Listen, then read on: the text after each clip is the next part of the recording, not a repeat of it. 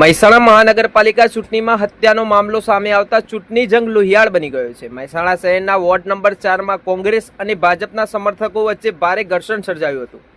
આ દરમિયાન મિતેન ચૌધરી નામના 21 વર્ષીય યુવાનની છરીના ઘા મારીને હત્યા કરવામાં આવી હોવાનો મામલો સામે આવ્યો છે। મૃતક મિતેન ચૌધરી ભાજપ ઉમેદવાર મહેન્દ્રભાઈ ચૌધરીના ભાણા હોવાનું જાણવા મળે છે। પ્રાપ્ત માહિતી મુજબ મિતેન ચૌધરી ઘરે પરત ફરી રહ્યા હતા ત્યારે રસ્તામાં કોંગ્રેસ ઉમેદવારના પતિ અને તેમના સમર્થકો વચ્ચે બોલાચાલી થઈ હતી। બોલાચાલી બાદ મામલો બબાલમાં ફેરવાતા હુમલો કરવામાં આવ્યો અને છરીના ઘા ચીકી યુવાનની હત્યા કરવામાં આવી। બીજી તરફ કોંગ્રેસ ઉમેદવારના પતિએ પણ આક્ષેપ કર્યો છે કે તેમને ગાડી ચડાવી દેવામાં આવી હતી, જેના કારણે તેઓ ઇજાગ્રસ્ત થતા હોસ્પિટલમાં સારવાર હેઠળ દાખલ થયા છે। આ ઘટનાને પગલે મહેસાણા મનપાની ચૂંટણીમાં તણાવનો માહોલ છવાઈ ગયો છે। ઘટનાની જાણ થતાં જ પોલીસ તંત્ર દોડી આવ્યું હતું અને પરિસ્થિતિ કાબૂમાં લેવા માટે વધુ બંદોબસ્ત ગોઠવાયો છે।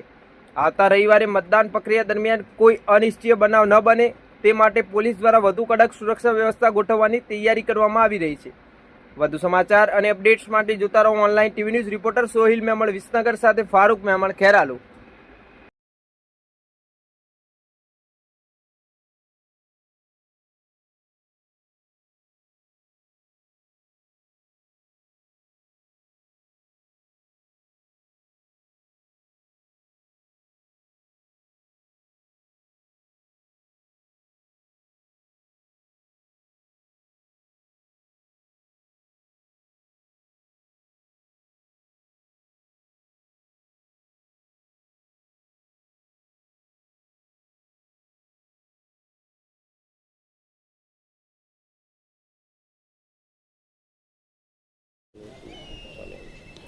ગઈકાલે લેટ નાઇટ એક જે ઘટના બનેલી છે જેમાં મહેસાણા શહેર એ ડિવિઝન પોલીસ સ્ટેશનમાં માનવ આશ્રમ ચોકડીથી તાવડિયા તરફ જતા જે વિસ્તાર છે ત્યાં બે જે વ્યક્તિઓ છે મિતેન ચૌધરી તથા તેનો મિત્ર ધીમન ચૌધરી તેના અન્ય બીજા બે મિત્રો સાથે ત્યાંથી પસાર થઈ રહ્યા હતા। તેઓને રસ્તામાં તેઓની ગાડીને રોકી અને અન્ય 4 થી 5 ઈસમો દ્વારા તેઓને રોકવામાં આવેલા હતા અને તેમના ઉપર તીક્ષ્ણ હથિયાર અને લાકડી અથવા તો પાઇપ વડે તેઓના ઉપર હુમલો કરવામાં આવેલો હતો, જેમાં જે ભોગ બનનાર જે વ્યક્તિ છે તેમ પૈકીમાં મિતેન ચૌધરીને થોડી ગંભીર ઇજાઓના કારણે થઈ અને સારવાર દરમિયાન તેઓનું મૃત્યુ નિપજેલું છે અને જે એ સિવાય ધીમન ચૌધરી છે તેઓ અત્યારે સારવાર હેઠળ છે।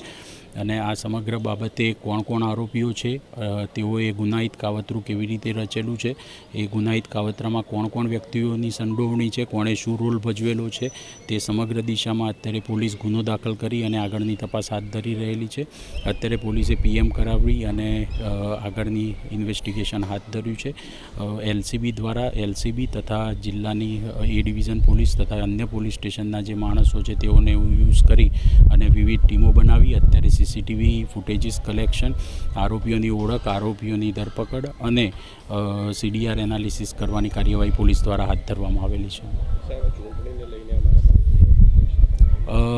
શું કારણે થઈ છે, શાના કારણે આ ગુનાહિત કાવતરું રચવામાં આવ્યું છે તે આરોપીઓને અટક કરીને તેઓની પૂછપરછ બાદ જ કહી શકાશે।